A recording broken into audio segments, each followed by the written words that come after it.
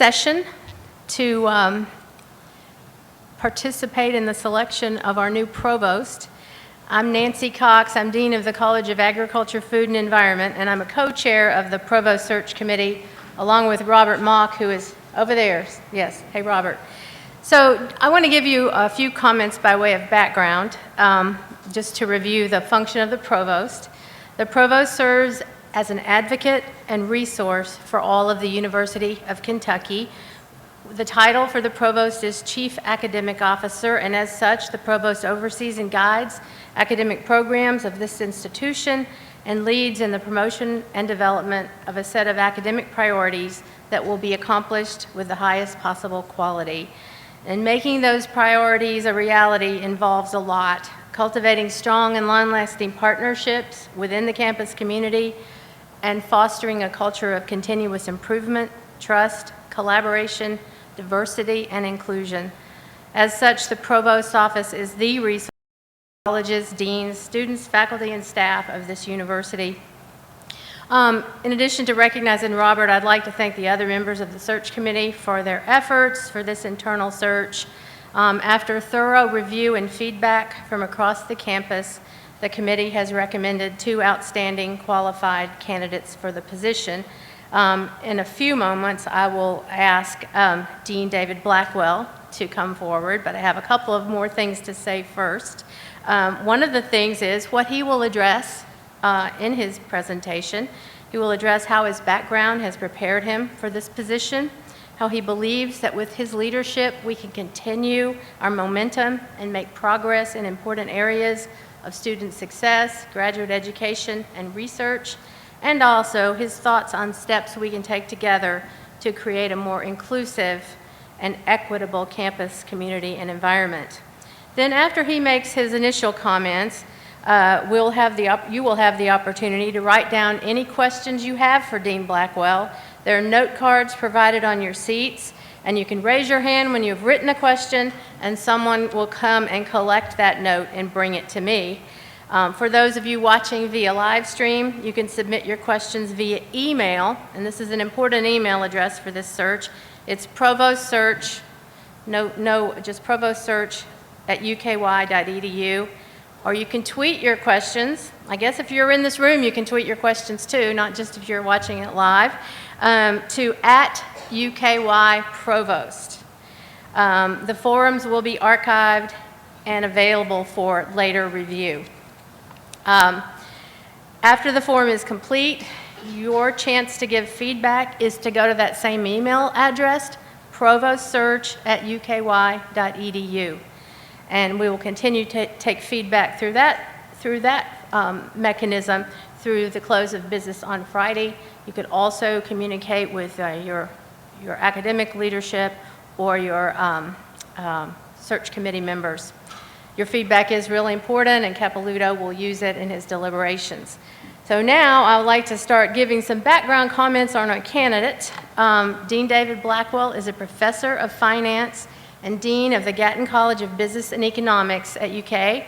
Before coming here in 2012, he was the James W. Aston Republic Bank Professor of Finance and Associate Dean for Graduate Programs in the Mays Business School at Texas A&M from 2008 to 2011.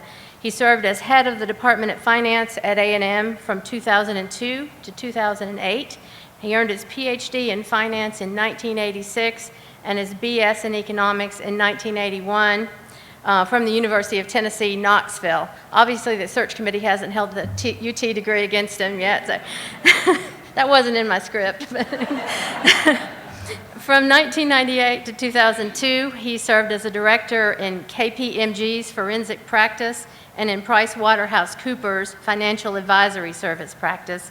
He has a national reputation as a finance scholar, and his published work establishes his expertise on a broad range of finance-related topics, including corporate finance, commercial bank management, executive compensation, and securities underwriting. He's published in all of those areas, and he has written one of the country's leading undergrad textbooks on financial institutions and markets.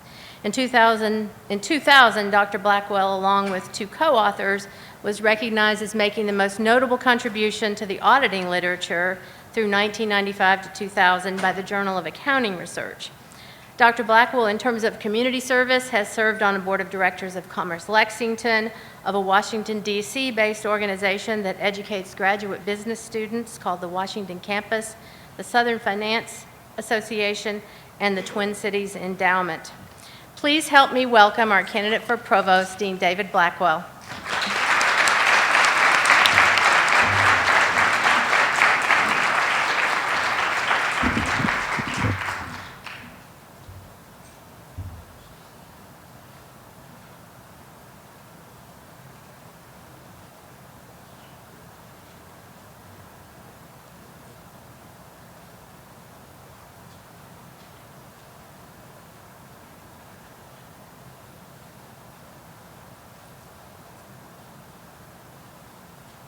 Test. Test. Thank you.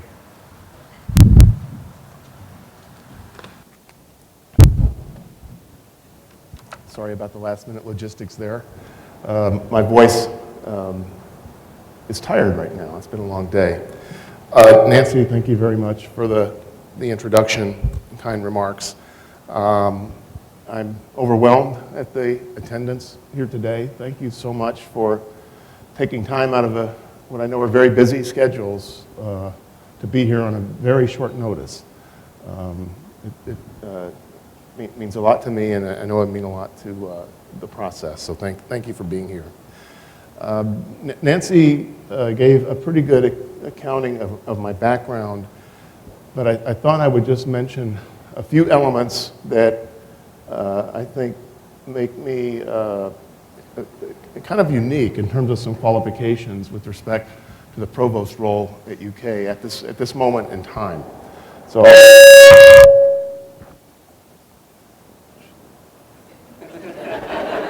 how's that? I'll just use this. So first, I want to emphasize that for 13 years I served as a faculty member, and that meant that I did teaching and research and kind of the normal service that a faculty member does. In that part of my career, I taught everything from the principles at the undergraduate level to doctoral seminars. I published a good bit of quality research and have been recognized in my discipline as a influential researcher. I've written a couple of textbooks. I chaired 7 dissertations, so I know what it means to be in the trenches. Then I had a brief interlude in industry, and Nancy mentioned I was with PricewaterhouseCoopers and KPMG. So essentially I was in both of those firms, I was in a practice with consulting economists. And in particular, what I did were in 2 spheres. One was what we call valuation. That means putting a price on an asset, be it a stock, a bond, a company, an executive stock option, even intellectual property, a patent or copyright or trademark. And I did that in various contexts.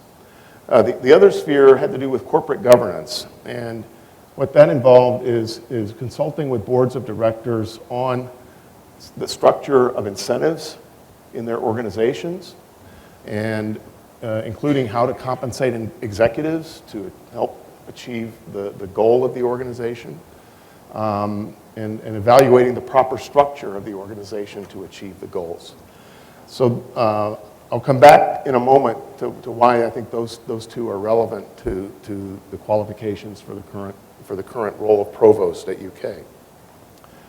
After several years in the industry, I was recruited back into academics. I went joyfully.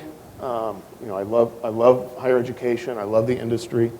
I was recruited to be a department chair at Texas A&M University. I served in that role for 5.5 years. It was a valuable experience. I hired a lot of faculty, incentivized a lot of faculty, worked with faculty day to day, built what I thought was a great department. And then as things progressed at Texas A&M, I had the opportunity to serve as Associate Dean. I was Associate Dean for graduate programs, which meant that one role was that I functioned as the DGS for the college, or the equivalent of that at Texas A&M. I also oversaw all of our revenue-producing master's programs, MBA programs, and 6 specialized master's programs. At that point, I was recruited to come to University of Kentucky as dean, and I've been here for 3 years. During that time, I've learned a lot about this university. I've learned a lot about the culture, about the students, the alumni, and my colleagues from all over campus. And I have to say, this is the best job I've ever had. I love UK, and that's one reason I put my name in the hat, is I think I've got a unique set of skills that can help at this point in time. So on the academic side, I think I've got the breadth of experience as a faculty member and administrator to understand, you know, what's going on out in the trenches. But my consulting experience also helps, because it reflects an application of my academic background. And I think that ability to match up strategy with financial incentives, which is really a lot of what I did in my consulting engagement when I was in industry, lines up very well with one of the major tasks, or a couple of the major tasks that face the new provost, and that's getting the strategic plan for the university to fruition and implementation, and also lining that up with the university's financial model, whatever form that ends up taking. Whatever form it takes, it needs to line up with the strategy. So I think my business background, my academic background, really make me well suited for those tasks. Just a brief summary of my leadership style. Many of you know me. What you see is what you get. I try to be very open, collaborative, transparent, and I think my colleagues will attest that I listen to them. I don't always take their advice, but I listen very carefully and you know, take criticism well, and actually value being challenged on my ideas, so that we can make sure that everything we do is that everyone is on board. I try to be transparent about resources. I have been in our college. I try to be transparent about what I'm thinking in terms of making decisions, and make sure that it's well communicated. And in a way, I see my role in the college and both in the potential role of provost as a coach. It's an executive job, but in this kind of organization that's so complex and in which there's shared governance, I think the analogy of coach is probably one that works the best. With respect to the major initiatives that are on the table, I thought I would first just give a brief overview of my view of the academic enterprise, then kind of state what my perception is of the vision for the university currently, and then address the initiatives the president asked me to address in the context of that. So we are a very high research university. We have strong undergraduate programs. We have strong doctoral programs and many professional degree programs. The research is an important component of what we do. It's not just about externally funded research. I mean, certainly that brings in a lot of cash. But it's the nature of the activity and research that makes this institution unique relative to other institutions that have a heavy undergraduate emphasis. I like to think that an undergraduate deciding to come to an institution like ours not only gets a different product than if they go to a university that doesn't have a strong research emphasis, but they get a better product. They're better equipped for the future. So I think research and teaching go hand in hand. And graduate education obviously is an important element of the whole research enterprise and research endeavor.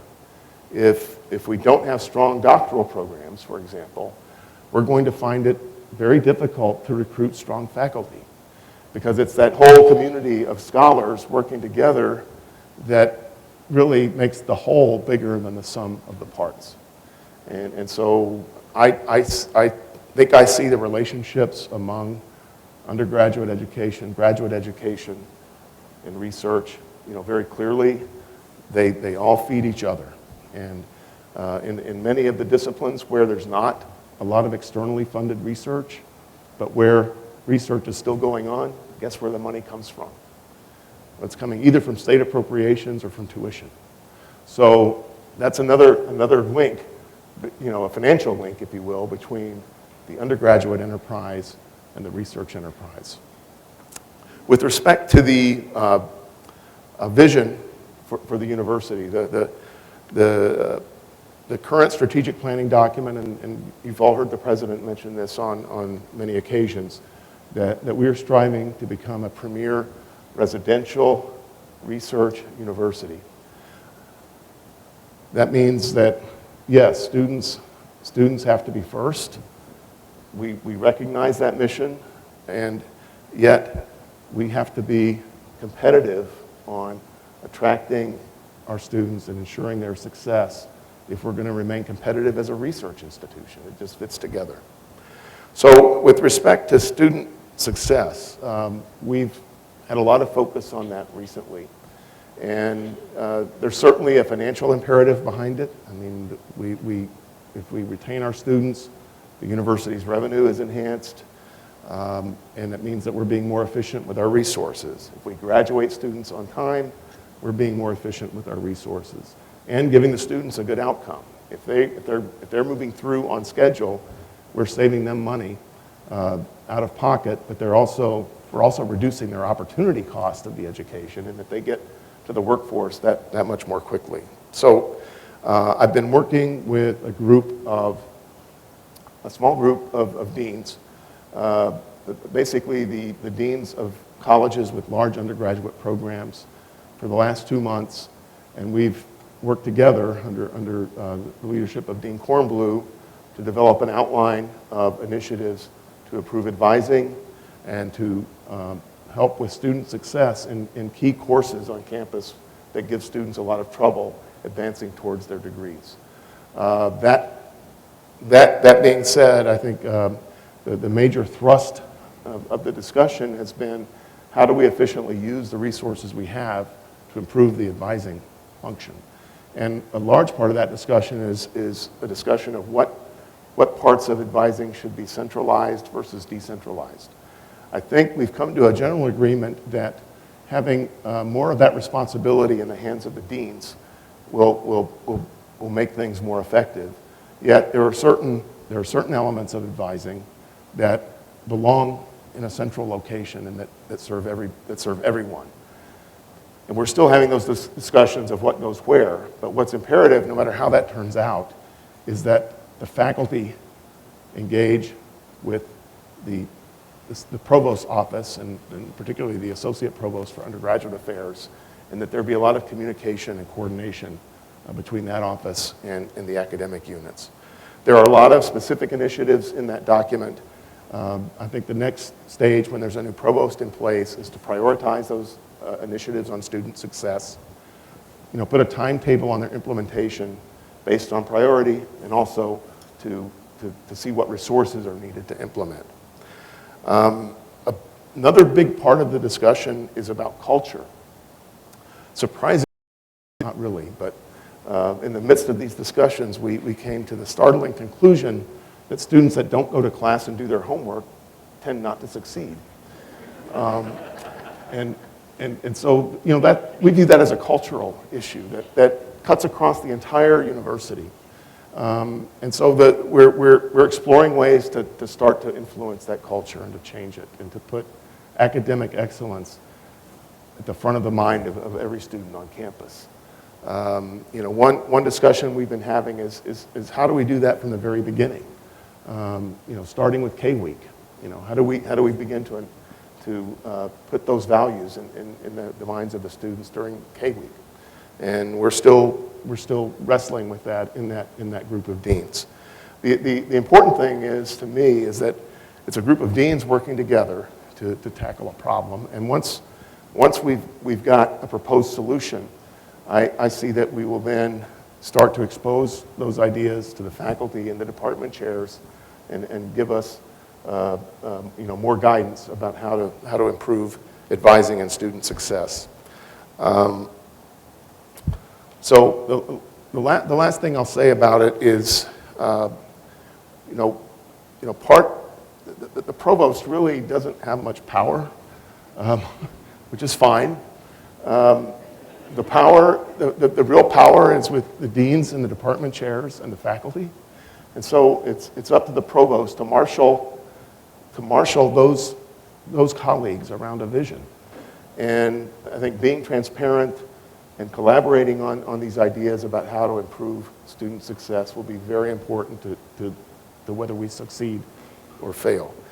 That being said, an important role of the provost on almost any dimension is to incentivize the deans, help them find resources, and hold them accountable. And this may sound really simplistic, but if there's an initiative on the table that the university has deemed important, I think it's important that that initiative be in every dean's performance review, and that we set goals together as a team, and that we hold each other accountable each year for meeting those goals or not, and then diagnosing what the problems are. So that's my simplistic view based on corporate America, if you will. You incentivize, you provide resources, and you hold people accountable. And that's a theme you'll hear repeated today. With respect to graduate education, I think there's a couple of big issues on the table. I think first and foremost is how we are using the resources that we have for doctoral education centrally. And Susan Carvalho has been working tirelessly for a couple of months trying to gather all of the data so that we can examine where we are with respect to the funding of doctoral education. And perhaps not surprisingly, those facts have been incredibly challenging to assemble. But once we have them, we want to find out if we're using those resources effectively and whether we're deploying them in such a way to enhance graduate education. So we need to know where the resources are going. We need to find out, our PhD students, are they teaching too much? Are they teaching too little? Given that some units do rely on doctoral students to cover lower division classes, are there better ways that we can deliver lower division classes and free up resources to invest in the doctoral program? And that's just one of the questions that we need to address. I think also there needs to be a more timely mechanism in place for evaluating the quality of our doctoral programs. And I think that will be an important role for the new provost. And then incentivizing the creation of new professional programs, especially at the master's level, to generate revenue that can then be used to reinvest in other academic programs in the colleges. And that's something that we're starting to undertake in the Gatton College. I think there are other colleges that could also benefit from that approach. With respect to research and creative activity, it is imperative that we promote funded research. We are heavily reliant as a university on the revenue that comes from funded research. The overhead that comes with research grants does a lot to support the doctoral programs, does a lot to support the research infrastructure on campus.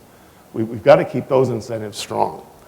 On the other hand, not every unit is the same. Not every academic unit is the same. Some units have more access to external research funding than others, and there are many varieties of research and creative activity that we should support. So the question then again becomes that of incentives and resources and accountability. One size doesn't fit all. So even under the strategic plan, even under the financial model, each academic unit should have the opportunity to present a case for how research effectiveness and impact should be measured in that college.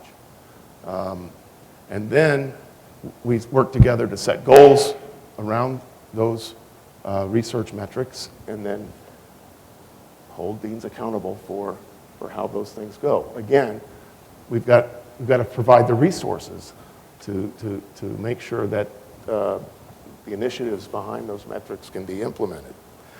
But the financial model in and of itself, I think, will provide some of that incentive, but I think there still needs to be the accountability on the back end. I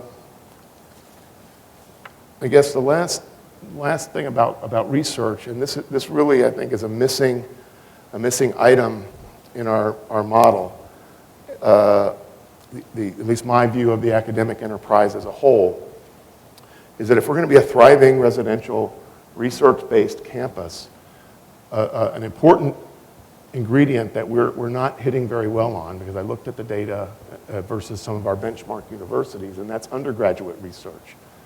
So I think we need to do more to involve our undergraduates in research or other relevant experiential activity. I think that the relationship that is developed between a faculty member and a student in a research setting can contribute greatly to their development, can help the student to keep on track for graduation, can help us with retention, can help us in our recruiting of high-quality students in the future. So I think an emphasis on undergraduate research is certainly warranted. Finally, and this is, last but not least, I'm asked to discuss inclusiveness and fairness. Let's just all agree that there's a moral imperative that we treat each other with dignity and respect at all times, even sometimes when we don't deserve it, or when the other person doesn't deserve it. We have to be civil to each other. That's regardless of ethnic background. For a campus to be inclusive means that it's a place where people want to be. And so for us to be competitive, okay, so the moral imperative is out there. I'm not going to discuss that any further. But in order for us to be competitive in higher education, we have to be a more inclusive campus, which means that we're a more diverse campus. Because the climate is what, we can recruit. We can do all we can to recruit people, both faculty, students, and staff from diverse groups. But once we recruit them, we've got to keep them here. And so the climate means a lot. I've found that a lot of these efforts have been siloed. I don't think it's anybody's fault, but my view of how to begin to address diversity has to start with collaboration with the Vice President for Diversity and the Provost, that we work together on a strategy, we agree to a strategy, we agree on some metrics, and that then I take that plan to the deans to get their input on. And once we have the dean's input, again, incentives, resources, and accountability. And I think we can start to move the needle. And there's a couple of initiatives that are possible. I think number one, there has to be some money behind it somewhere. We can't just talk the talk about diversity and not put some money behind it if we want things to happen. One form that could take, and this comes up all the time all over campus, has to do with spousal hires of faculty members. Currently, we don't have in place any formal mechanism for sharing the expense of a spousal hire. And that's something I do intend to take up with the president, because I think that's a missed opportunity that especially with respect to building diversity on gender, that we have. And that's just one example of putting resources where behind the initiatives. I guess the other final point about diversity is that I mentioned that we have to be competitive. And if you look at our benchmark universities, we're behind. We are very behind on diversity. The good news is we've been improving over the years, but we're still behind the very best public universities. And we need to close that gap. Why do we need to close it? Number one, if we're going to recruit a diverse population of students here, we've got to have a diverse population of students here. So it will help us with recruiting students. It will help us with recruiting faculty. And it's important to have a diverse faculty because that contributes to the climate of inclusiveness for the students. Next, it's important that while the students are here, being exposed to different cultures, ethnicities, religions, that's an incredible part of their educational experience. And we owe it to the students of Kentucky to give them that experience so that they can be more functional in a global marketplace. Then on the other end, at graduation, employers demand diversity. So if we're going to create opportunities for our students in the workplace, we have to have a diverse population that will attract employers to come here and recruit. For two reasons, because the employers themselves demand diversity, and two, they know that a student that has had the experience of being on a campus with diversity will be a better employee in a global economy. That will end my comments, and I'll be happy to take questions. Thank you.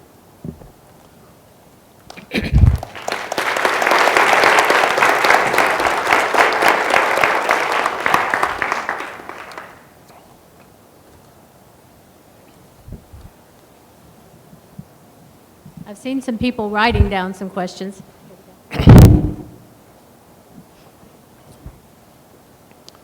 First question. As provost, will you mandate that all deans are at least as transparent as, I think that says you, as dean of the business school?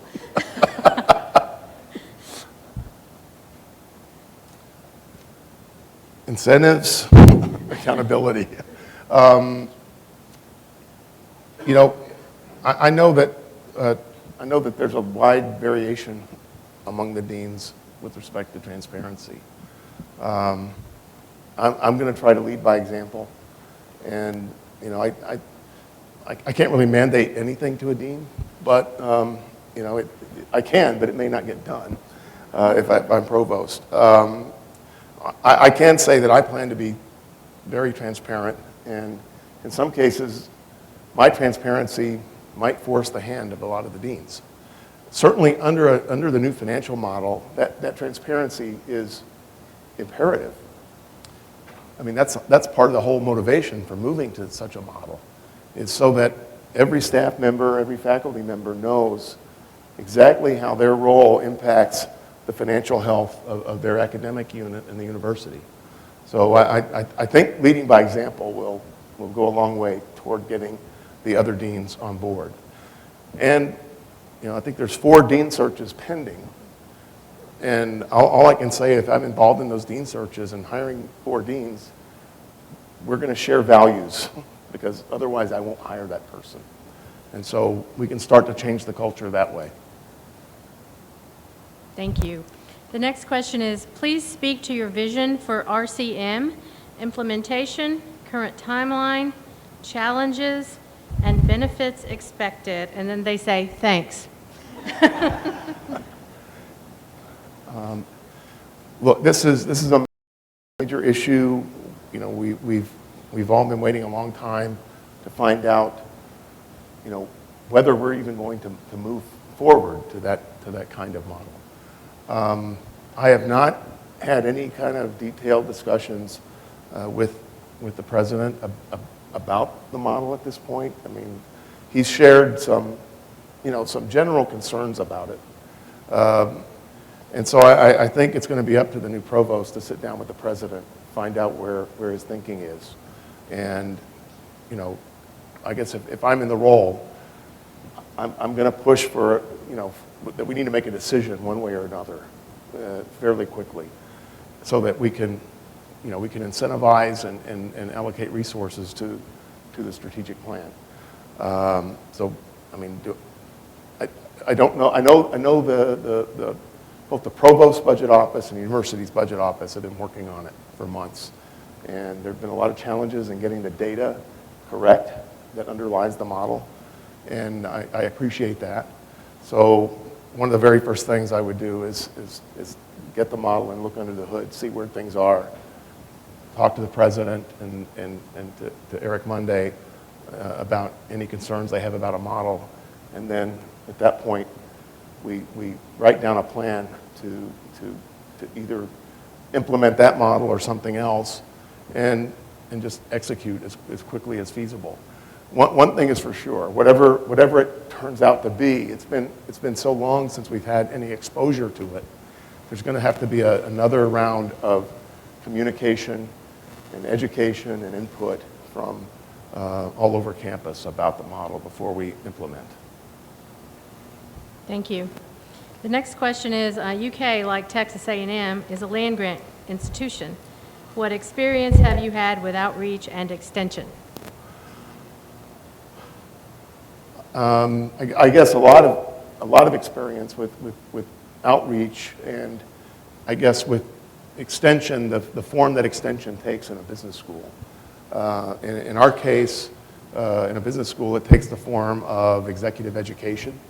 It takes the form of doing research that supports decision makers in, sometimes in businesses, sometimes in government, sometimes in nonprofits.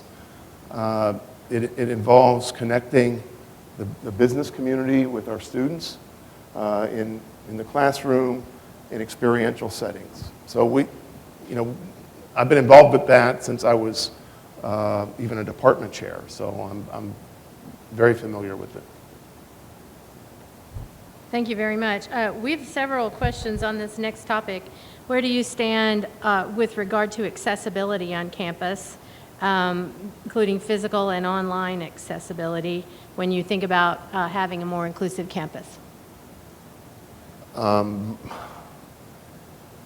physical accessibility is a challenge. I mean, look at the state of some of our buildings. And I'll just mention one shining example of this, the Matthews building. I've got the economics department housed in there.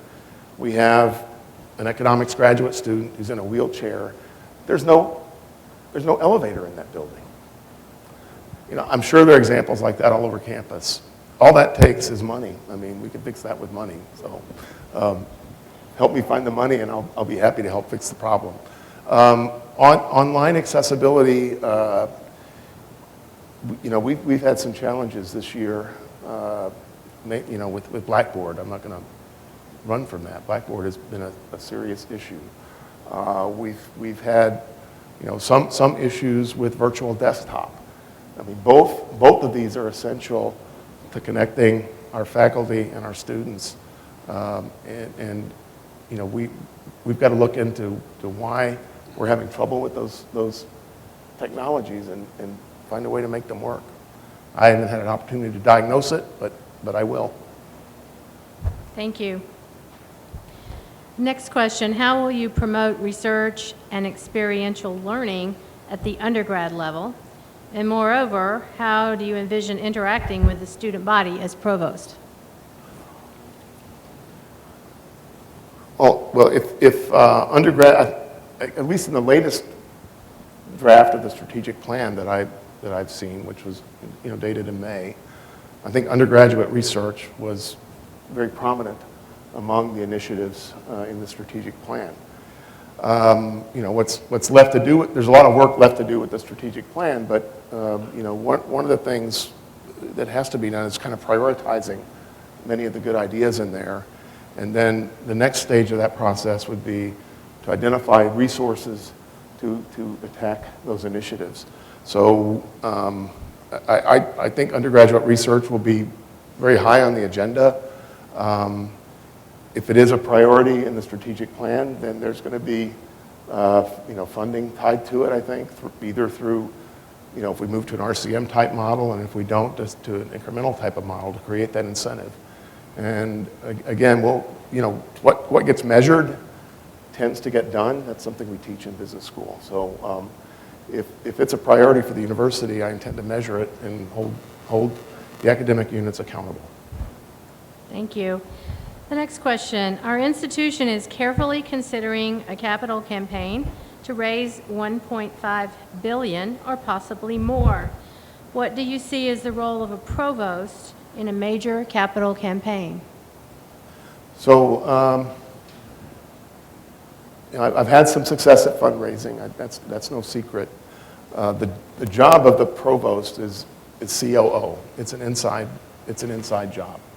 So the question is, what role could I possibly have? I think it's really two.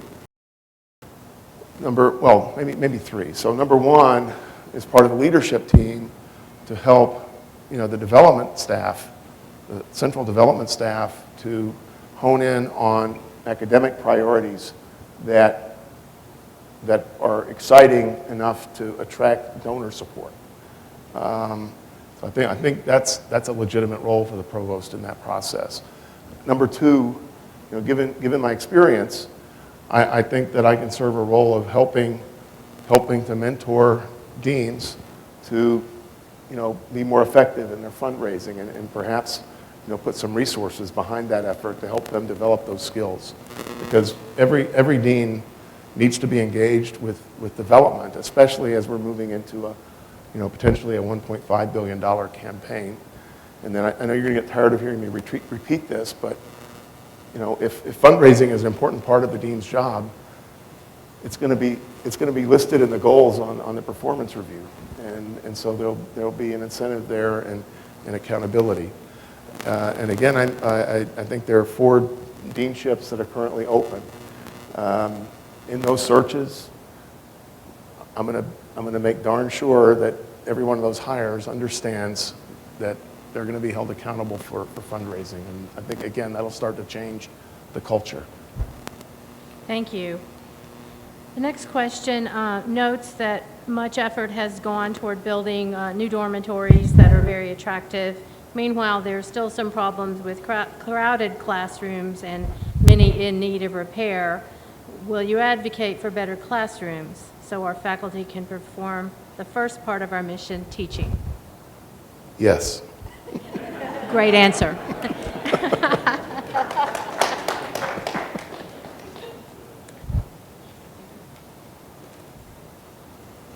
Where do you see yourself in 5 years?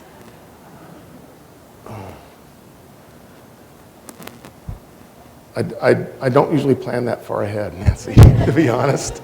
I hope I'm still at UK in 5 years. Thank you. This question is regarding diversity. How do we affect UK culture if the state of Kentucky culture is relatively homogeneous? Well, I think it's kind of a false metric to say that the diversity of our faculty and our students somehow needs to match the demographics of our geography. That's not the dimension of competitiveness. I mean, if we want to be like the University of Michigan or the University of North Carolina, we're going to have to exceed that kind of geographic metric to be competitive. Here's an interesting question, given your academic background. How do we prevent teaching and learning from becoming products like any other commercial product subject to the forces of supply and demand. I can read that again if you want. I don't see why we would want to separate ourselves from the market. I mean, supply and demand, determine, those determine the resource allocations and where they should go. So we have to be responsive to our marketplace, and that means our students and our faculty, how they engage, and so I just think we need to be competitive in how we deliver our education and be at the cutting edge. Thank you. Another question. UK is not always perceived to support faculty with entrepreneurial activities in the science world. Some staff have left, some faculty have left to pursue commercial businesses rather than stay at the university. Is this something that would be on your radar, and how would a provost fit into this scenario? I mean, this is an area where the provost is going to have to partner with the vice president for research to come up with a sensible policy for giving faculty members an opportunity to attempt commercialization of technology. I think, one, there's a lot of risk in startups. I recognize that. But on the other hand, if we're going to retain the best and brightest of our faculty, and that's a dimension on which we need to compete with other major research universities, I think we need to find a way to compete. Thank you.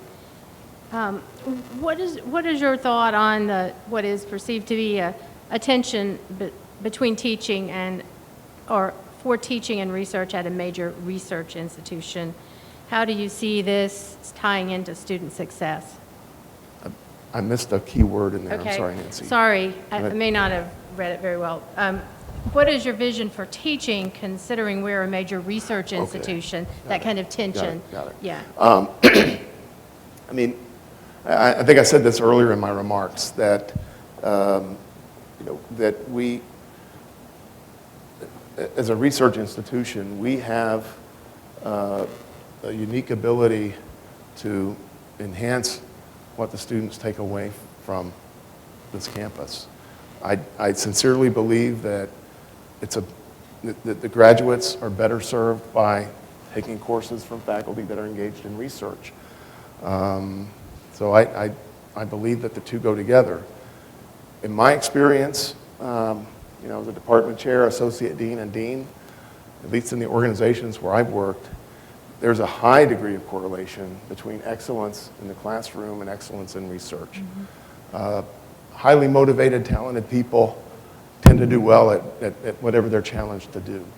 Now, that being said, if the incentives are wrong, then that may be something that needs some examination in terms of how we reward teaching versus research, and that's something that I'm of course open to considering. Thank you. This question is about the strategic plan. You mentioned earlier that you had seen an earlier version, but what steps would you envision that you would be involved in to progress the strategic plan forward? This, again, will be a topic of discussion between the new provost and the president. I know the president has done some work on the strategic plan since last summer, but I've not discussed where he is with it. But given that discussion needs to take place, I think that we need to move fairly quickly. And I think what I would advocate, given what I see in the strategic plan, is for me to bring together the steering committee for the strategic plan, which was essentially the two co-chairs of all of the 6 task forces, come together, not only revisit the current plan, but it's also been suggested that we might want to revisit the work product that was submitted to the integration committee before that draft of the strategic plan came out, and just revisit all that. I think, do some prioritization, because right now there are just way too many things in there for us to accomplish in the next 50 years, much less the next 10. So, we need to narrow it down and focus on the initiatives that are going to get us the biggest impact. And so I think the steering committee can serve a good role in pulling that together and pulling together a draft, getting the president's blessing on that draft, and then given how long it's been since the campus was engaged about the strategic plan, we've got to design a process to get the campus re-engaged and get input before putting it to bed. I'm hoping that doesn't take another year, but just given where we are right now, it's February. Is that something we can accomplish by the end of the academic year? I don't know, but again, this is all subject to my discussions with the president about where he sees the plan going. Thank you. You mentioned earlier about valuing research and creative activity that did not have the ability to garner resources. The question is, could you provide more detail about incentives and funds that might be provided to support this kind of activity? Well, I think that that's going to vary from college to college. So I think it's the imperative of the dean of that particular college to identify what the needs are. And I think the one area one thing that concerns me on campus, and I hesitate to mention these three letters in this forum, but it's called the DOE, and somehow the DOE is somehow turned into a cost accounting tool rather than a tool that I see as being used to evaluate faculty performance. So, certainly in my college, the DOE bears really no resemblance to how a faculty member spends time, nor does it have any bearing on the amount of investment into research in my college. So one, I think we got to get away from, in the colleges where there isn't a lot of external funding, you can't look at research through that DOE lens. Number two, this is where philanthropy can be a big help. And coming up with creative professional degree programs for students that are able to pay full freight, those two sources of income can do a lot to support research in the college, either by providing startup or course releases or summer fundings, so supporting all of the research activities. So I think it's up to the deans of the individual units to come up with creative ways to address that problem, but I'll certainly support the thinking behind that, and if there ever are resources available to support that from the provost's office, I'll certainly be willing to allocate them in that direction. Thank you. This next one's a pretty hard question.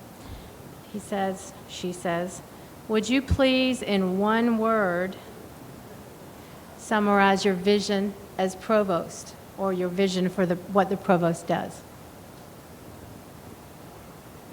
Coach.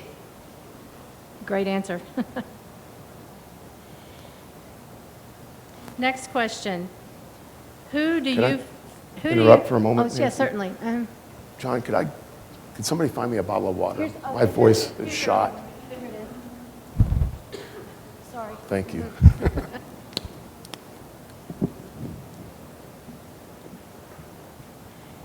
I don't think these candidates have had too much of break time today. So. No. Are you ready? Yes. Okay. Thank you. Who do you feel owns diversity at UK? Everyone. What ideas would you have about increasing recruitment and retention of African American faculty and staff? First, I'd like to try to get more of them here.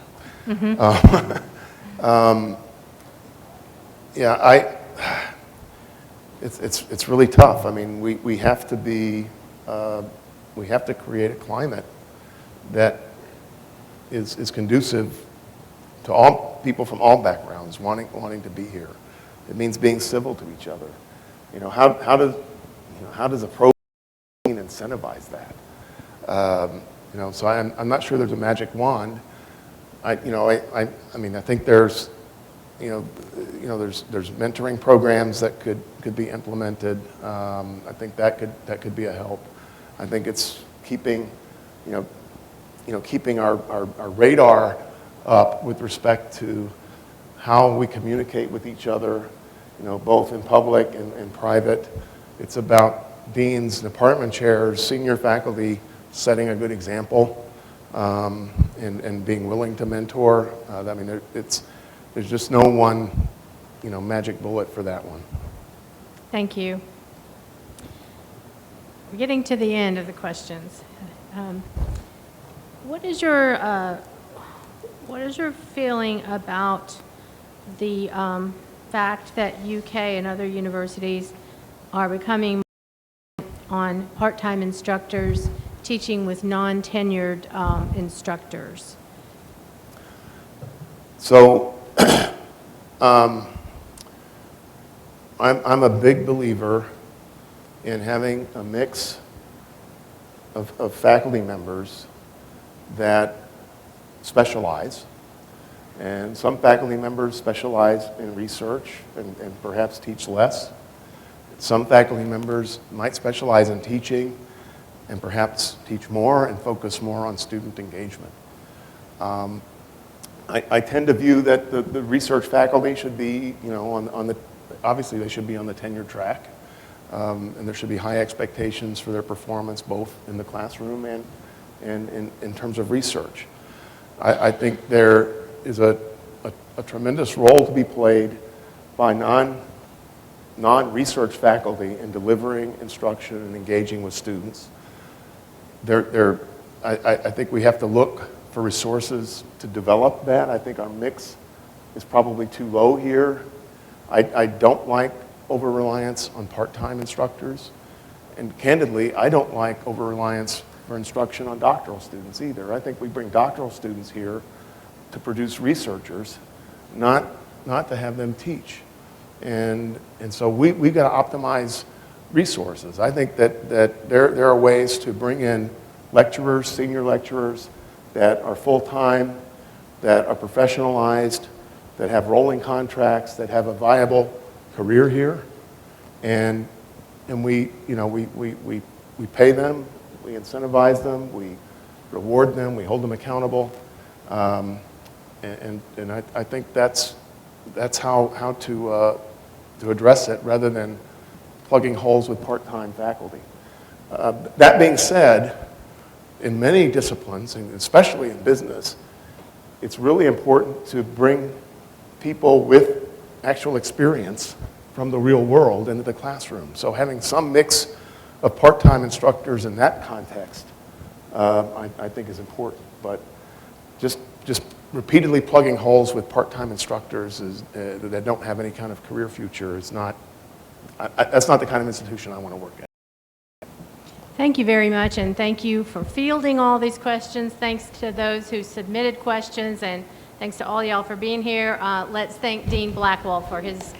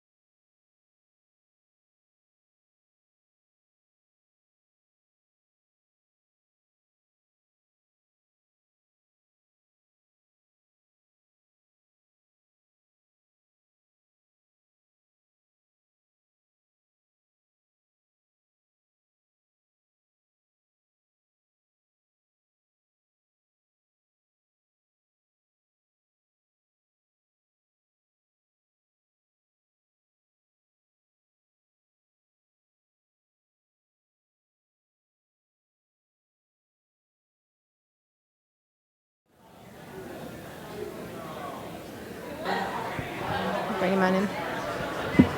Test. We'll assemble very quickly for our second interview. Most of you were here for the preceding session, and we talked about the importance of the role of the provost as the chief academic officer, as an advocate and resource for the whole university, the qualities necessary to cultivate strong and long-lasting partnerships with the community, and to serve as a resource for the entire campus. Again, Robert Mock, I think, is here, my co-chair of the search committee, and thanks to several other search committee members who are here. Again, I will make some comments on the process before introducing our candidate, Tim Tracy.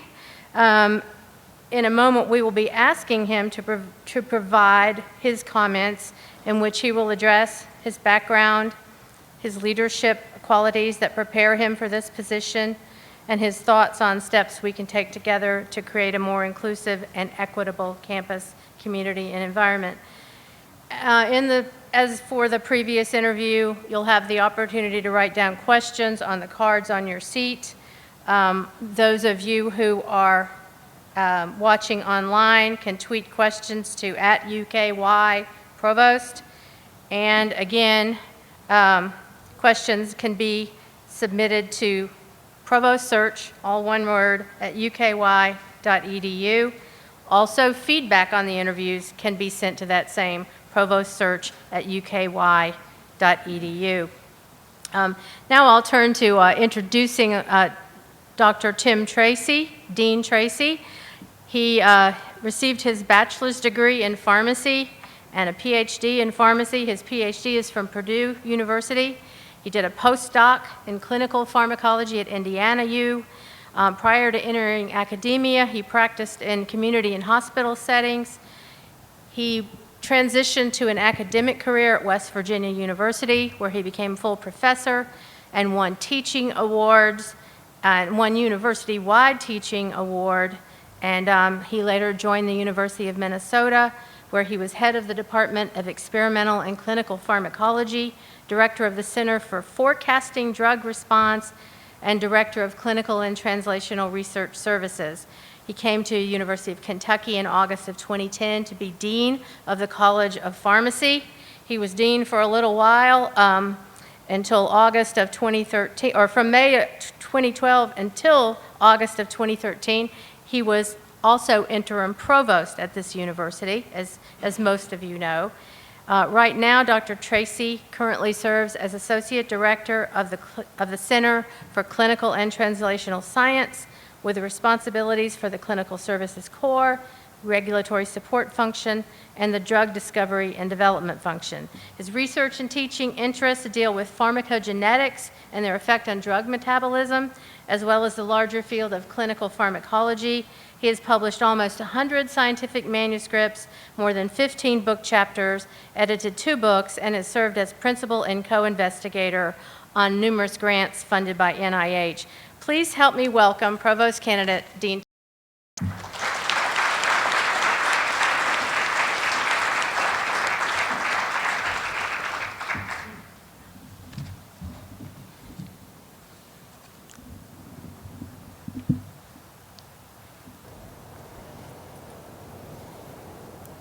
It's tough getting old. Thank you all for coming today, and those of you who are online as well, both those in person and online.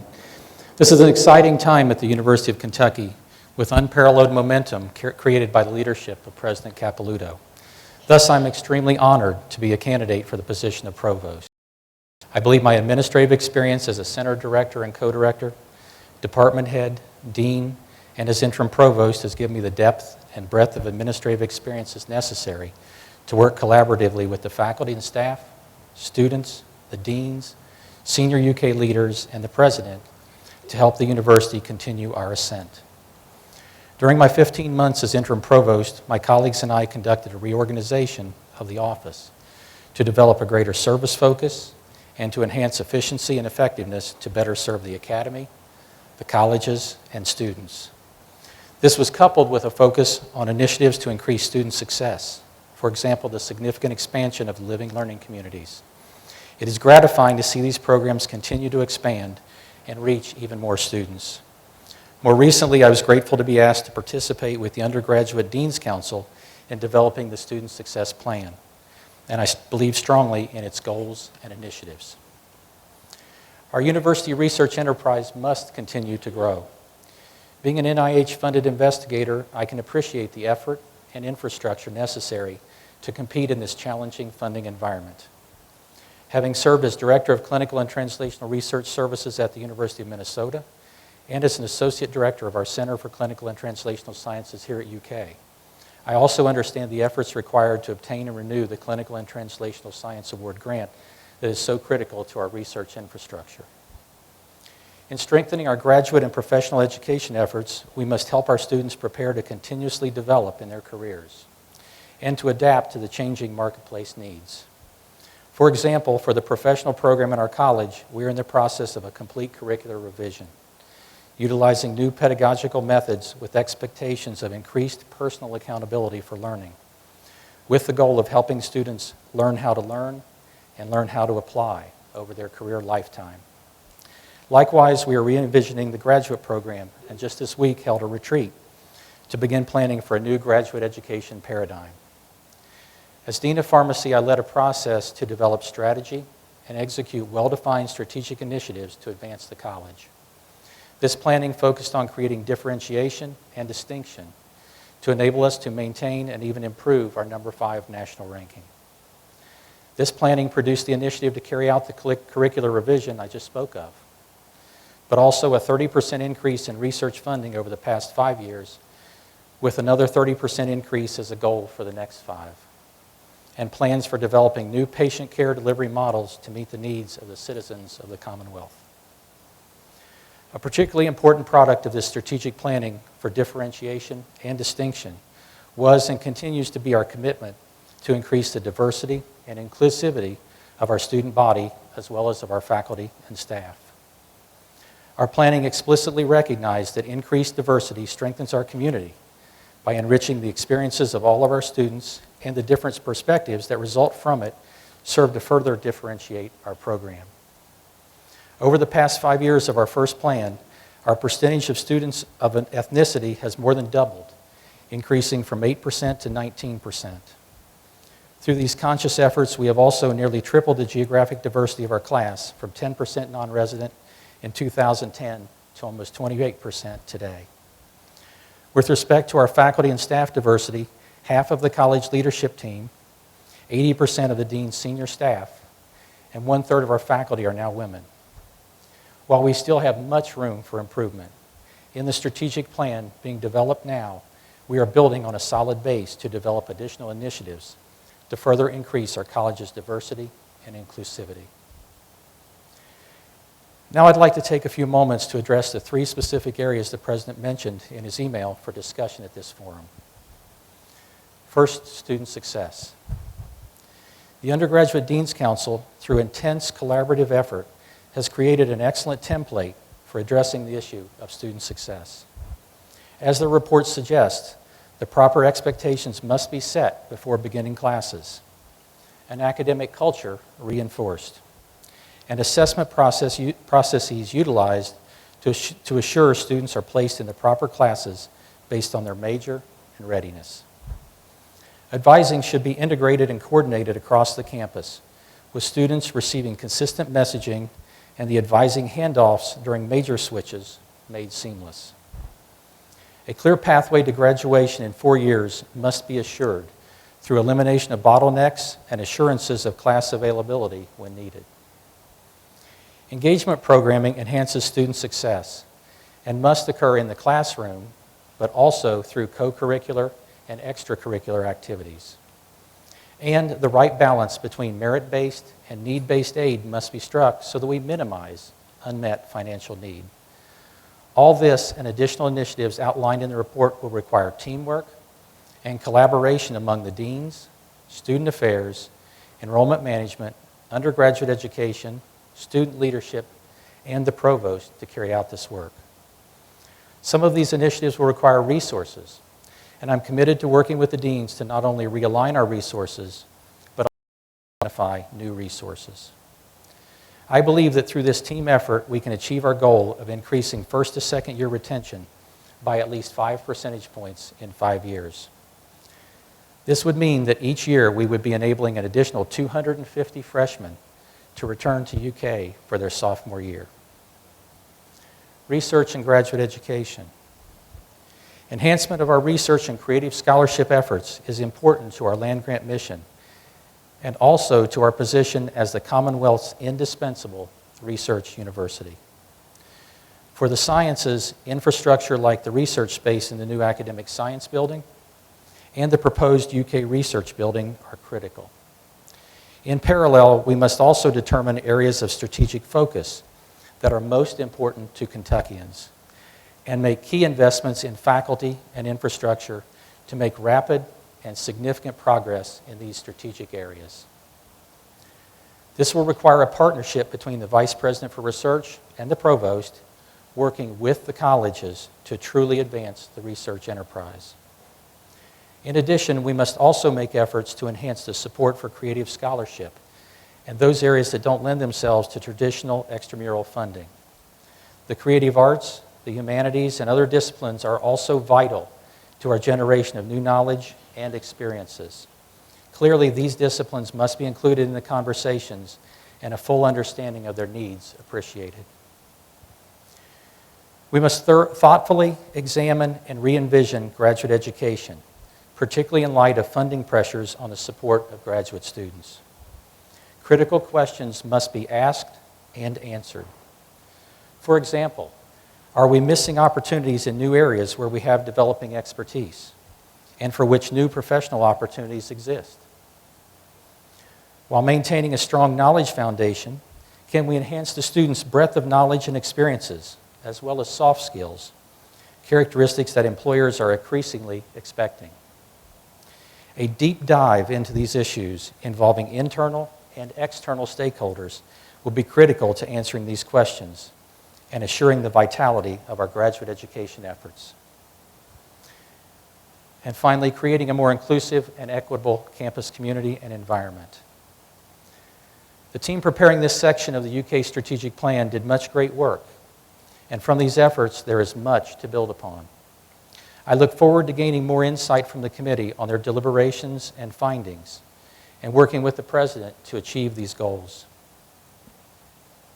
Certainly, we must provide our students, faculty, and staff with the broadest range of experiences, the most welcoming environment to live, learn, and work, and the opportunity to learn from others with a wide range of backgrounds and views. Multiple strategies must be employed to increase the diversity, inclusivity, and equity of our campus community. We need to assure a safe environment for ongoing campus community-wide dialogue about these issues. Scholarship opportunities for students of diversity must be enhanced at the undergraduate level, and these must be coupled with enhanced recruiting efforts.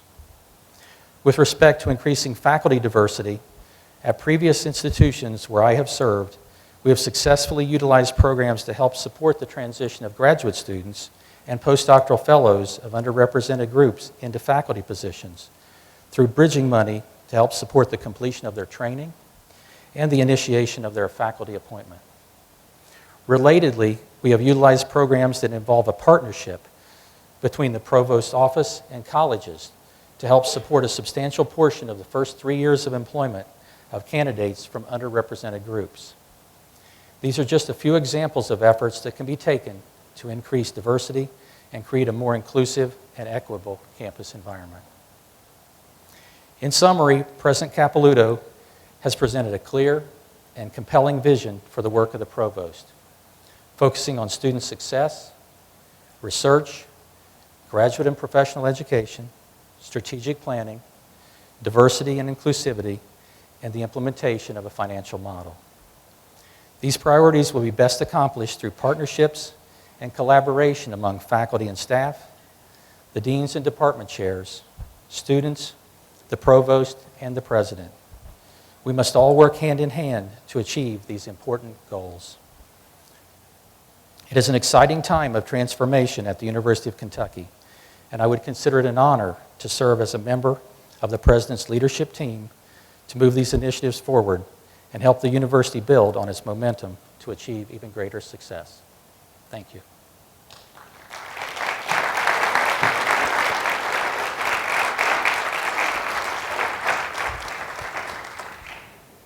Thank you, Dean Tracy. Do we have questions to pass forward?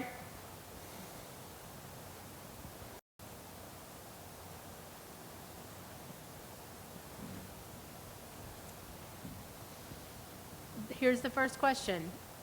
What is your understanding of why the university has not been able to implement a new financial model over these several years?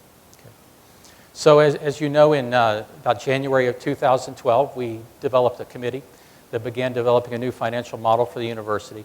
And that was formed the basis for what is the model that is in the works today. When I left the Provost's office in August of 2013, I continued for a couple more months on that model, but I've not seen or been involved in that model for the past year and a half or so. It is a very extensive model, and I think it's a model that could be effective. However, given the current state of where we are and what has transpired, I actually would advocate for a more simplified version of that model right now. I think if we can do a simplified version of the model that has some clear incentives, if I can call it buckets, to incentivize the college to really achieve some of these goals, like student success, some enhancement of research and graduate education, and the diversity and inclusivity. That's probably the best place to start. Whether it continues to expand out from that to a more full model, thank you, we'll have to see over time. But given where we are today, I would advocate for a more simplified version of that model. Thank you. Where do you see individuals with disabilities, and what is your opinion on accessibility, and where do disabilities and accessibility fit within the strategic plan, within diversity and inclusion? I'll do my best. I'm trying to follow the question a bit. I'm sorry, it was the way it was written. Okay. Certainly accessibility and those issues are something that needs to be part of that. It's also part of the campus community and part of making accessibility, and I mean the broader accessibility to all. We need to make sure that all of our facilities are there, but also that we have that supporting environment, and we make sure that the access is available both physically and, if I can call it emotionally, or that welcoming environment. So it has to be part of that process and part of those issues that we look at in that particular part of the strategic plan and our planning going forward. Thank you.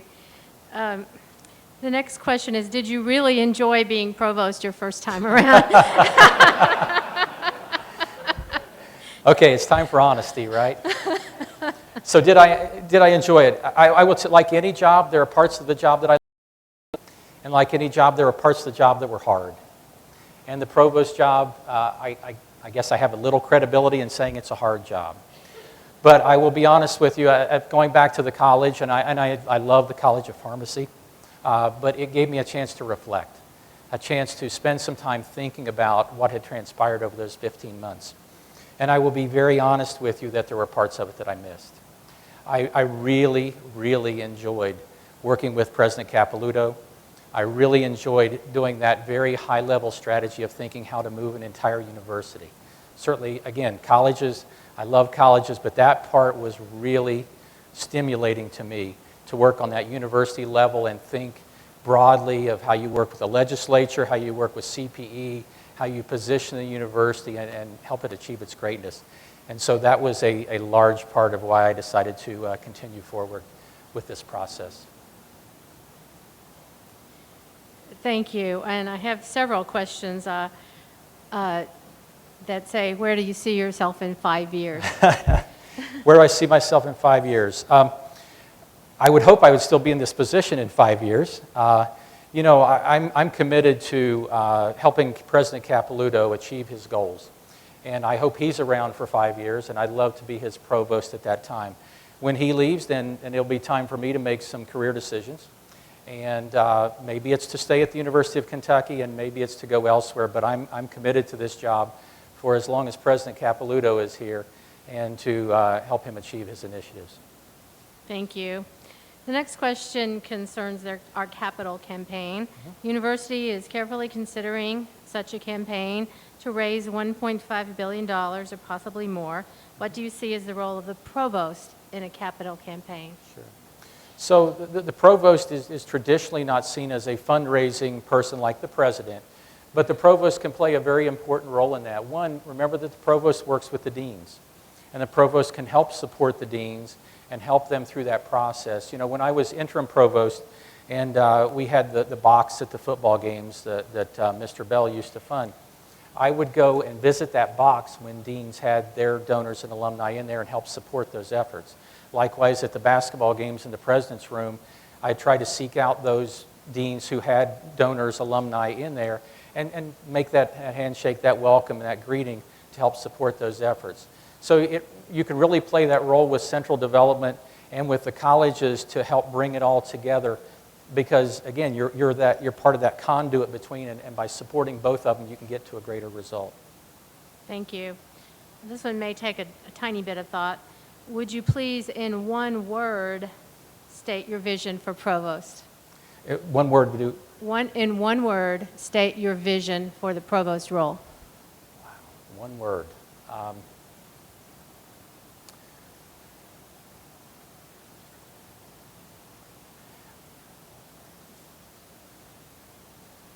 Service. Thank you. If you are provost, the top leadership of the university, president, VP for research, and provost, will all come from medical fields. How would you bring the issues and accomplishments of the rest of the university fields to the table? Where will a diversity of approaches to leadership come from? So, fair question, and that would certainly be the case if I were to be successful in this position. My job as provost is to represent the entire university. And so my job is also to spend that time and do that information gathering so that I can represent everyone. Hopefully I did that in my 15 months as interim provost, but it takes even more. And so you've got to keep working at that. And so whether you're from healthcare or whether you're from the undergraduate side, there's always going to be a half of campus who's going to wonder, can you support them? And so you've got to make that extra effort to be able to support both sides. Thank you. The next questioner deals with the issue of the fact that UK and other universities are becoming more reliant on part-time instructors who are non-tenured and do not have the same work status as other instructors. How would you plan to address this issue? So I'm a little familiar with this, again, from my time in the interim role, but I certainly need to learn a lot more about this. But we need to make sure that everybody is treated equitably and make sure that the expectations and the remuneration for those are appropriate. You know, we have a pretty complicated title series or sets of title series, multiple sets of title series. It's confusing to make your way through those. And maybe one of the first steps is begin to have some discussions around that and say, is there a better system to do that? I'm used to a tenure eligible and non-tenure eligible, and you have assistant, associate, and full professors, and it's a relatively simpler system. So I think that's one of the first questions to ask is, do we have the right system in place and the right title series in place to make sure that, again, everybody is fair and equitably treated? Thank you. The next question states, do you think UK has been a hospitable climate for women's leadership? If not, how would you address this? Whether it's been hospitable, we certainly don't have as many women in leadership positions as we should. And so we certainly need to make significant efforts. You know, one of the things that we've been able to do in our college is to develop a leadership development program. It's a semi-formal program. I have a syllabus that we follow and we go through. And I invite people to be part of that. Right now, 4 of those 6 people that I'm mentoring are women. And those kinds of programs need to be there because we need to make sure people have the skills, and so that when those positions are open, we can make the right assessment for those appointments. So hospitable or not, I'm going to punt a bit on that, but I'll say that we certainly must do better. Thank you. The next question is, what is the place or the role of teaching at a research university? I'm not sure how you can have research universities without teaching. One of the things that's so valuable is to have the faculty that are creating the new knowledge also transferring that new knowledge inside the classroom.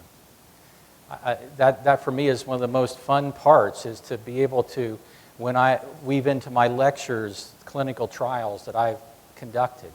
And I would bet that for every research faculty, they hopefully feel that way.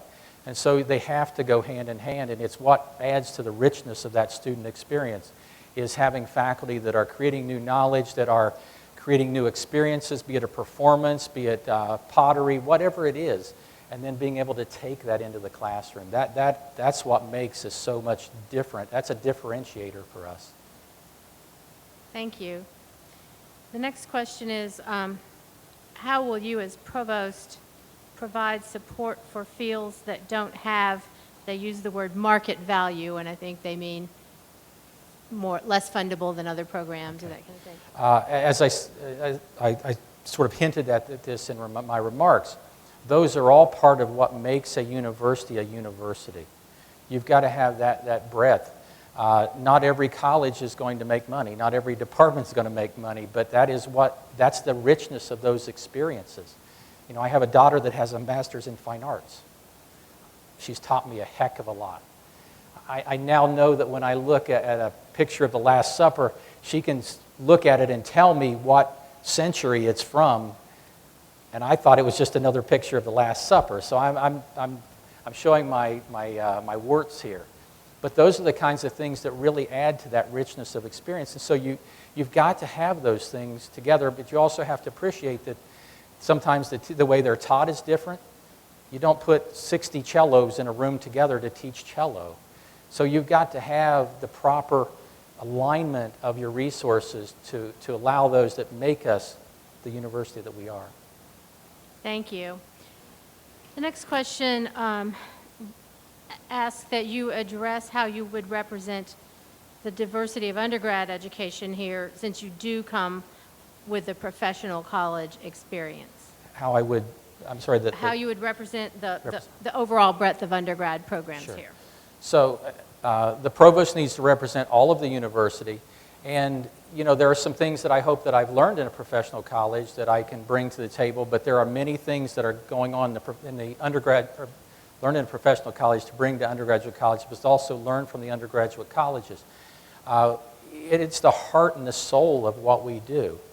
And you've got to have a strong undergraduate education. And maybe if I can sound a little selfish for a moment, I want the undergraduate experience and the undergraduates to be as absolutely strong as they can be, because that produces the greatest students to go into the College of Pharmacy. I hope that doesn't sound selfish, but that's building that. And so I want that strong because it lifts everyone's boats.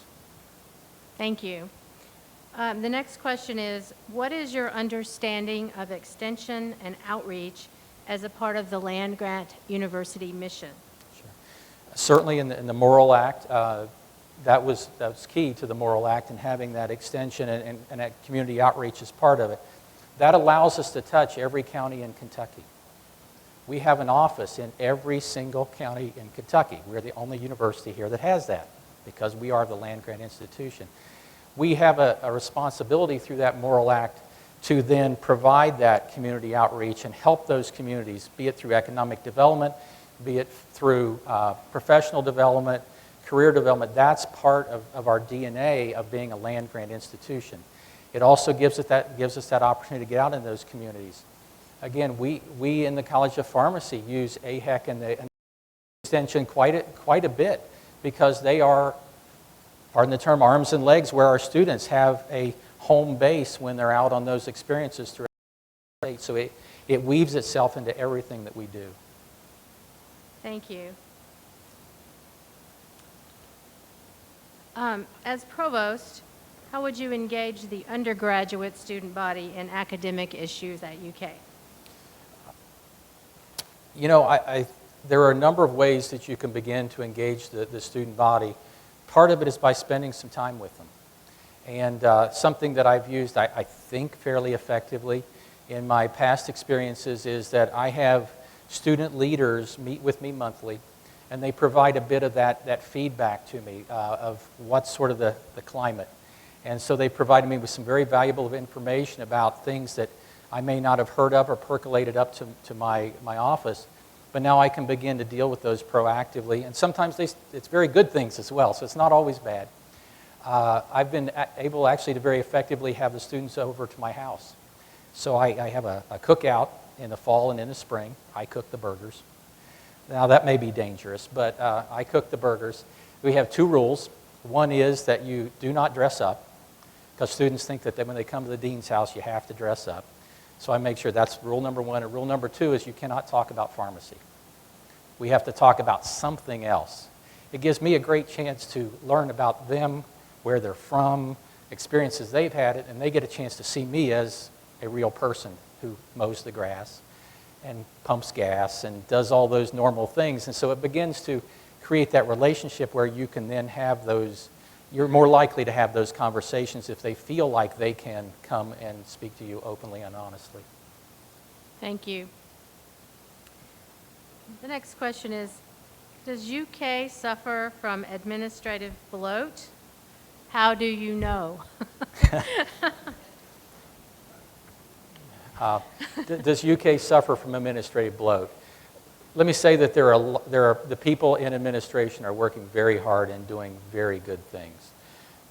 When I entered the provost office, I had 36 direct reports.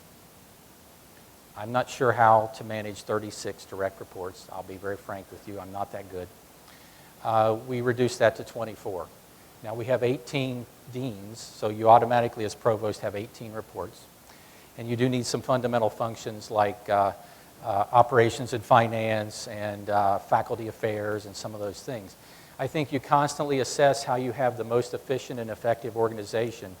And you assess that in real time and keep assessing it. You know, the government keeps adding new things that we have to do and report on, and that certainly makes it more difficult. But you have to keep asking those hard questions. And also ask yourself, are we aligned for what we are trying to accomplish? Sometimes our priorities change, and we need to make sure that we have that right alignment of our human capital resources to accomplish our goals. Thank you. I need to give longer answers or something.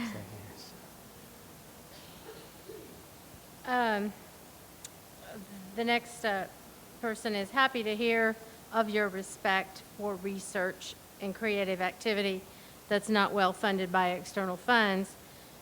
This person would like to hear more detail about your thoughts on incentives and funds to support such research that is not resource rich. Sure. As I said, that's part of what makes the richness of our university. And so I think that comes down to what are your priorities. And for me, it's a priority. So you begin to align then your resources with your priorities. I have this saying, and it's not new to me, but strategy should drive budget, not budget driving strategy. Strategy should drive budget, not budget driving strategy. So if that is part of your strategy, then you align your resources to achieve that strategy. And so how do you do that? Well, it may require some internal funding, but if that is part of what we believe makes our undergraduate experience and our graduate experience richer, then we should be willing to invest some resources in that. Thank you. The next question is, how specifically would you support staff who make so many contributions at this university in terms of research dollars and supporting students and faculty? How would you support such staff and engage them in moving UK forward? So when I was interim provost, Mike Adams was there you are, Mike, head of staff senate, and Mike and I met regularly.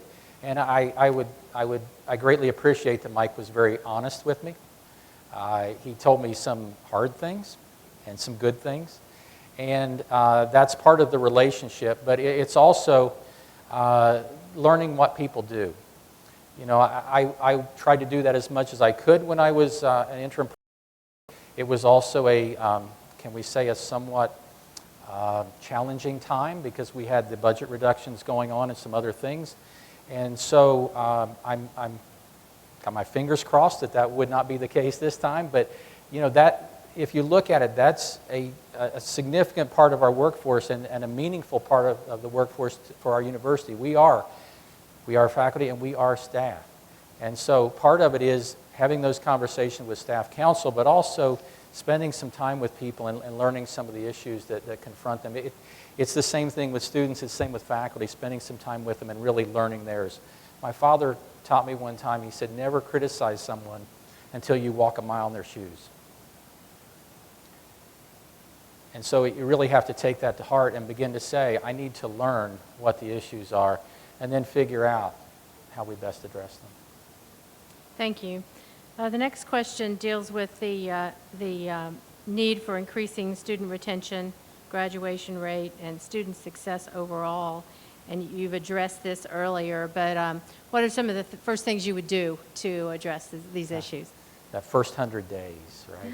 Yeah, right. You know, certainly there are a number of steps, and a lot of it is basic blocking and tackling, but it's hard.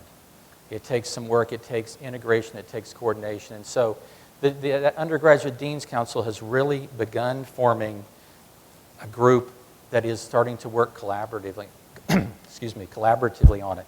After about 8 hours of talking, my voice is wavering a bit.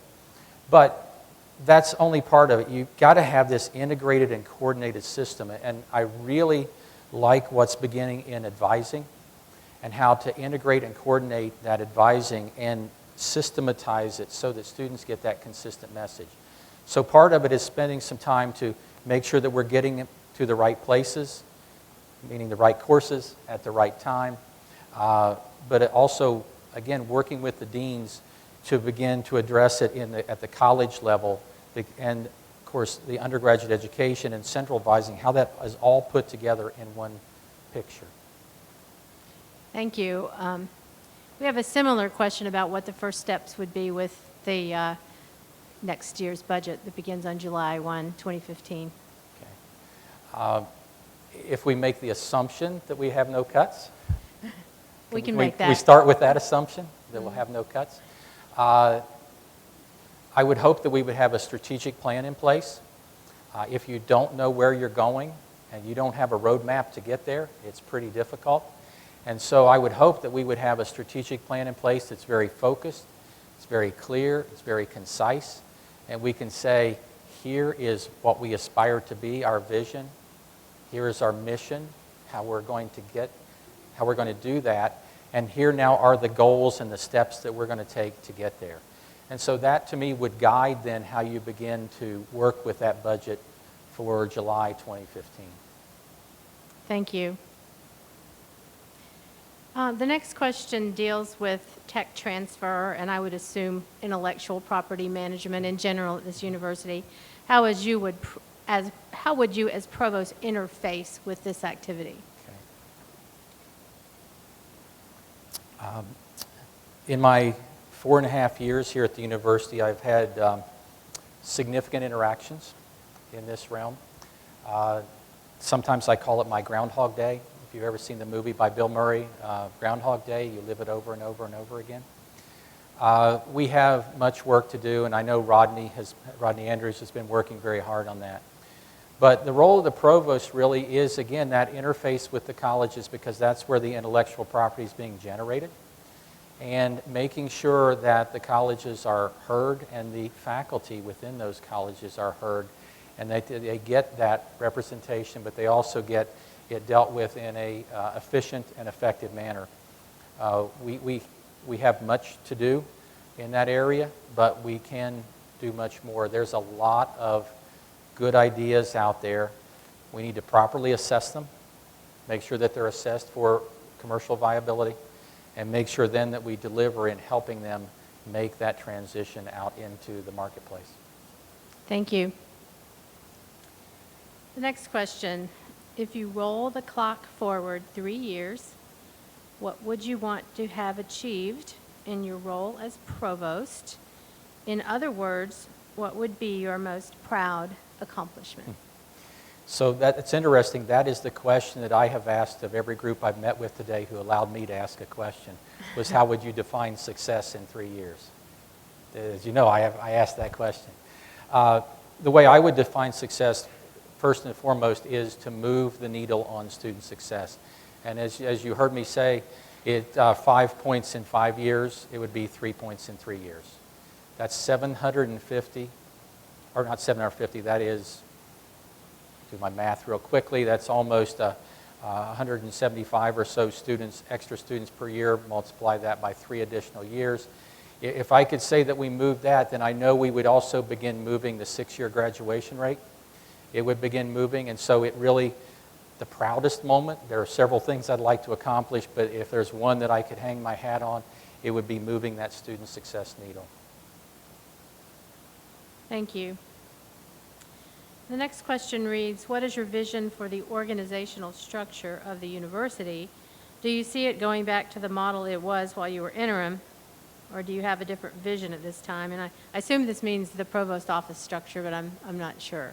And Okay. you've kind of addressed that. But Okay. I'll answer the question as to the provost's office. I'll try not to reorganize the president's office, okay? He might be appreciative of that I stay out of that one. In the provost office, as you know, we did some organizational changes. And one of those was to create a senior vice provost for student success and bring several of those units, like enrollment management, student affairs, international programs, and so forth, under that umbrella.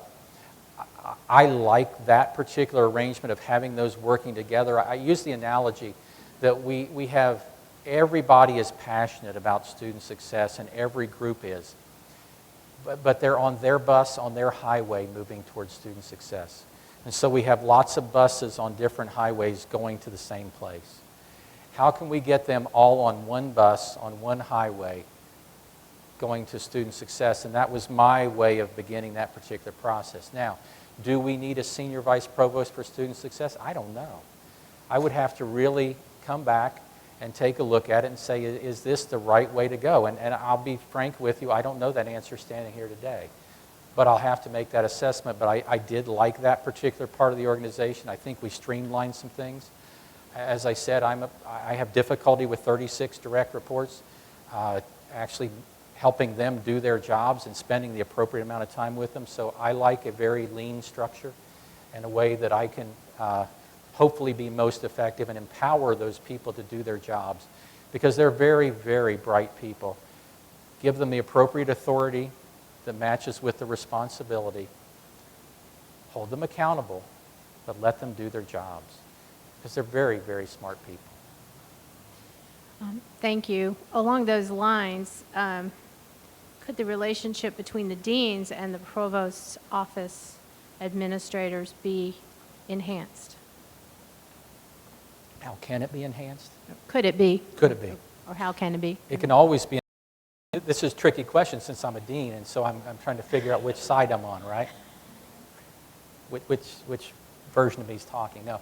As the provost, it can always be enhanced. And one of the things that I hope I tried to do my first time around, and I'd redouble my efforts, is that we're a team, and the provost is there to serve the deans. Yes, they have to provide some leadership, but you're really a service to the colleges and to the units. And so trying to continue to build that. You know, one of the things that we did, the first Dean's Council meeting, was I gave them the Provost's office budget. And them all a piece of paper that had the Provost's office budget. Mark remembers that, and everybody looked at it and goes, holy smoke. But, you know, that's part of that transparency, because we're all in this together. There's no magic curtain. There's no wizard behind the curtain. It's all of us together. And so we share that. And so I see the same kind of thing as that very open environment. I would hope that they could be frank and honest with me in that room. That's something I take great pride in that we've developed in the college, as our leadership team knows that when we walk into that room, you're expected to express your opinions. And if you disagree with me, it's okay. We're going to work to come to a consensus. And we may not all get to 100% consensus, but we need to make decisions to move forward. And we'll spend time to where it's pretty clear where we need to go, and then I'll take the responsibility of making that decision. That's what I'm supposed to do. I need to take the responsibility if it's the wrong decision as well. But come to that, and when we walk out of that room, we're united in what we're trying to do. And I'd like to build, again, the same kind of thing with the deans. You can be honest with me in there. Let's discuss it, but we're going to come to a decision and we're going to move forward. And let's figure out how best to do that as a team. Thank you. I believe we're at the end of the questions. I do appreciate the question about the copay for medicines at UK, but we will not ask Dean Tracy to address that one today. No more further questions. Let's thank Dean Tracy again.